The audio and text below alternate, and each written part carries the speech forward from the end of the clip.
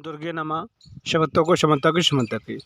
हम सबने बचपन से एक शब्द सुना है, घर के बड़ों से हमने यह सुना है कि भगवान ऊपर रहते हैं, वो बहुत ही शक्तिशाली हैं, उन्होंने हम सबको बनाया है और अगर हम कोई पाप करते हैं तो हमको भगवान सज़ा भी देते हैं। तो कौन है ये भगवान? जो मंदिर में रहते हैं या वो जो ऊपर रहते हैं? जब भगवान एक हैं तो वो दो जगह यानी कि मंदिर में भी रहते हैं और ऊपर भी रहते हैं, ऐसे कैसा संभव हो सकता है? और मंदिर में तो बहुत सारी मूर्तियां हैं, तो इतने सारे भगवान हैं क्या? और अगर मंदिर में भगवान की मूर्तियां हैं तो हम उन्हें देवी देवता क्यों कहते हैं?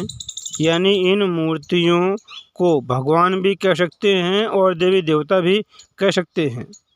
और अगर मंदिर में रखी मूर्तियों के अंदर भगवान हैं तो हम फिर पीपल, बरगद, नीम, तुलसी आदि पेड़ों की पूजा हम क्यों करते हैं? ये भी क्या भगवान हैं? हम गंगा, नर्मदा, यमुना इन नदियों की पूजा क्यों करते हैं? हम आकाश, चंद्रमा, ग्रह, सूरज, धरती इन ग्रहों की पूजा क्यों करते हैं? क्या ये भगवान हैं? ये अगर सब भगवान हैं तो ये सब तो हमारे सामने हैं, तो फिर हमारे घर वालों ने हमसे ये क्यों कहा है कि भगवान ऊपर रहते हैं? अब कैसे पता लगाया जाए कि भगवान कौन है? हमको किसकी पूजा करनी चाहिए? एक कहानी के माध्यम से समझते हैं। एक माता थी, वो बहुत भक्ति भाव वाली थी। रोज़ नियम से मंदिर जाती थी, सुबह शाम घर पर ही भगवान की पूजा करती थी। उनका एक बेटा था, वो अपनी माँ को रोज़ पूजा करते हुए देखता था। तो उसने एक दिन अपनी माँ से पूछा, माँ, हिंदू धर्म में इतने सारे भगवान क्यों हैं? क्रिश्चियन और मुस्लिम धर्म में तो एक ही गॉड, एक ही भगवान होता है। माँ ने बेटे से कहा, बेटा, हिंदू धर्म में ही सारे भगवान हैं, यही असली भगवान है। बेटा कहता है, माँ, भगवान एक ही होने चाहिए ना, तो अगर इतने सारे भगवान हैं तो इनका भी कोई हेड होना चाहिए। वो कौन है? जैसे एक परिवार होता है, उसमें इतने सारे लोग होते हैं लेकिन कोई एक मुखिया होता है, तो इतने सारे भगवान का कोई तो हेड होगा। तब माँ कहती है, बेटा, माँ आदिशक्ति जगदम्बा भवानी ही परब्रह्म हैं और वही ब्रह्म आदिशक्ति भी हैं, दोनों एक ही है। वो परमात्मा ही है, परमात्मा के ही विभिन्न रूप हैं, परमात्मा एक ही है और वो परमात्मा अनेक रूप धारण कर लेता है। परमात्मा एक ही है, सब उन्हीं के विभिन्न रूप हैं। एक ब्राह्मण था, ब्राह्मण का एक बेटा था, वह बहुत बीमार हो गया। तो बेटे को लेकर डॉक्टर के पास गए, तो डॉक्टर ने जवाब दिया कि तुम्हारे बेटे को केवल भगवान ही बचा सकते हैं, अब हमारे पास इसका कोई इलाज नहीं है। ब्राह्मण भगवान श्री कृष्ण का भक्त था, उसने श्री कृष्ण की पूजा आरंभ कर दी और ब्राह्मण 2 दिनों तक लगातार भगवान श्री कृष्ण की पूजा करता रहा।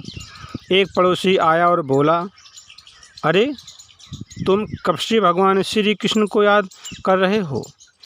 ऐसे समय में थोड़ी भगवान श्री कृष्ण को याद किया जाता है। ब्राह्मण बोला, फिर? पड़ोसी ने कहा, ऐसे समय में माँ जगदम्बा को पुकारना चाहिए, माँ का हृदय करुणा वाला होता है। तुम माँ को याद करो, देखना तुम्हारा बेटा बिल्कुल ठीक हो जाएगा, माँ ज़रूर तुम्हारी प्रार्थना स्वीकार करेंगी। अब ब्राह्मण को लगा कि बात तो सही है। अब ब्राह्मण ने माँ की भक्ति शुरू कर दी और माँ से प्रार्थना की, माँ, मेरे बच्चे को बचा लेना। फिर ब्राह्मण लगातार 2 दिनों तक माँ की भक्ति आराधना करता रहा। तब तीसरा पड़ोसी आया और आकर बोला, अरे, ऐसे समय में थोड़ी माँ को पुकारा जाता है। ब्राह्मण बोला फिर? तो पड़ोसी ने कहा, ऐसे में तो विघ्नहर्ता गणेश भगवान की पूजा करनी चाहिए। वो विघ्नहर्ता हैं, तुम्हारा विघ्न टाल देंगे। तुम गणेश जी की भक्ति करो, देखना ये विघ्न टल जाएगा। तब ब्राह्मण को लगा कि बात तो सही है, और ब्राह्मण ने भगवान गणपति गणेश की आराधना करने लगा। फिर एक उसका मित्र उसके पुत्र को देखने आया और बोला, अरे तुम गायत्री मंत्र का जाप करो, देखना चमत्कार होगा और तुम्हारा बेटा ठीक हो जाएगा। उसको लगा कि ये तो ठीक है, गायत्री मंत्र से चमत्कार होता है। अब उस ब्राह्मण ने गायत्री मंत्र का जप करना शुरू कर दिया। 2 दिन तक लगातार गायत्री मंत्र का जप करता रहा। तभी दूसरे गांव से उसका मित्र आया, रिश्तेदार आया बेटा को देखने के लिए। वो बोला, अरे तुम संकट मोचन हनुमान जी से प्रार्थना करो, उनकी भक्ति करो, वे संकट मोचन हैं, तुम्हारा संकट टाल देंगे। तुम हनुमान चालीसा करो, देखना ये संकट टल जाएगा।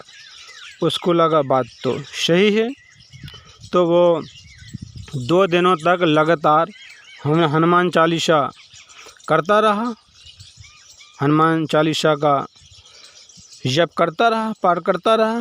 तभी उसकी पत्नी को किसी ने बताया कि पास के गांव में एक बाबा जी आए हुए हैं, वो बहुत चमत्कारी हैं।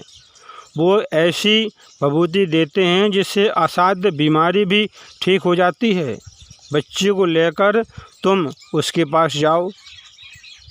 वो अपने बच्चे को लेकर वहाँ गए और विभूति भी खिलाई और फिर बच्चे को घर ले आए। और 2 दिन बाद बच्चा मर गया। कारण क्या रहा? इतने सारे भगवानों को याद किया, इतने मंत्रों का जप किया, फिर भी किसी ने बचाया नहीं। क्यों? शायद विश्वास ही नहीं था उसे। जिसने जो कहा उसने वो आरंभ कर दिया। क्या उसको विश्वास कहेंगे? जब विश्वास ही ऐसा है तो उसका परिणाम क्या होगा? जिसका कुछ आधार ही नहीं है तो इस विश्वास से क्या प्राप्ति होगी? इसलिए कहते हैं, विश्वास नहीं करोगे तो तुम्हें कुछ प्राप्त नहीं होगा। जहाँ विश्वास नहीं है वहाँ पर कुछ प्राप्ति नहीं होती है। इसलिए मनुष्य को परमात्मा के विभिन्न रूपों में से किसी एक रूप की भक्ति आराधना करनी चाहिए। एक ही मंत्र का जप करना चाहिए, तभी आपको फल की प्राप्ति होती है। एक के साथ सब सदे और सबके साथ सब जाए। इसलिए भगवान विष्णु के भक्तों में सर्वश्रेष्ठ नारद जी हैं। नारद जी ने भगवान विष्णु की आराधना की, प्रहलाद ने भी भगवान विष्णु की आराधना की, ध्रुव ने भी विष्णु की आराधना की। जो भक्त हुए हैं सभी भक्तों ने एक ही की भक्ति की है, या भगवान विष्णु की या भगवान शिव की। वो एक ही हैं। भगवान शिव की करो तो या भगवान विष्णु की करो तो। भगवान विष्णु के 23 अवतार हैं, भगवान शंकर के भी 19 अवतार हैं। किसी भी अवतार की आप एक की भक्ति आराधना कर सकते हो, तभी आपको फल की प्राप्ति होगी। इसलिए एक पर विश्वास करो, तब तुम्हारी भक्ति सफल होगी। और पूर्ण श्रद्धा भाव से भक्ति करें। एक बार 5 नेत्रहीन सूरदास अंधे हाथी को देखने गए। 5 अंधे थे और नेत्रहीन थे, हाथी को देखने गए।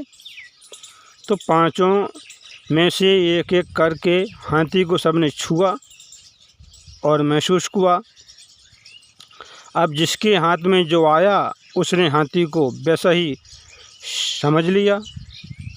एक के हाथ में पैर आया तो उसने कहा, हाथी तो खम्मे जैसा होता है। जिसके हाथ में पीठ आई तो वह बोला, हाथी दीवार जैसा होता है। एक के हाथ में पूंछ आई तो उसने कहा, हाथी रस्सी जैसा होता है। अब दूसरे के हाथ में सूंड आई तो उसने कहा हाथी सांप जैसा होता है। और किसी के हाथ में हाथी की पूँछ आई तो उसने कहा वो तो हाथी रस्सी जैसा होता है। किसी के हाथ में हाथी का कान आया तो उसने तो कहा ये हाथी सूप जैसा होता है। सभी पांचों अंधों ने, नेत्रहीन ने, सूरदासों ने हाथी को छुआ। जिसको जो महसूस हुआ उसने वो कहा। किसी को पैर पकड़ा उसने तो उसने कहा खम्भे जैसा होता है। किसी ने पीठ पकड़ी तो कहा दीवार जैसी होती। किसी ने पूँछ पकड़ी तो कहा रस्सी जैसा होता। किसी ने सूंड पकड़ा तो कहा सांप जैसा होता। किसी ने कान पकड़ा तो कहा हाथी सूप जैसा होता है। तो सभी ने अलग अलग महसूस किया, लेकिन ब्रह्म परमात्मा एक ही है। उनके रूप अनेक हैं। ईश्वर एक ही है।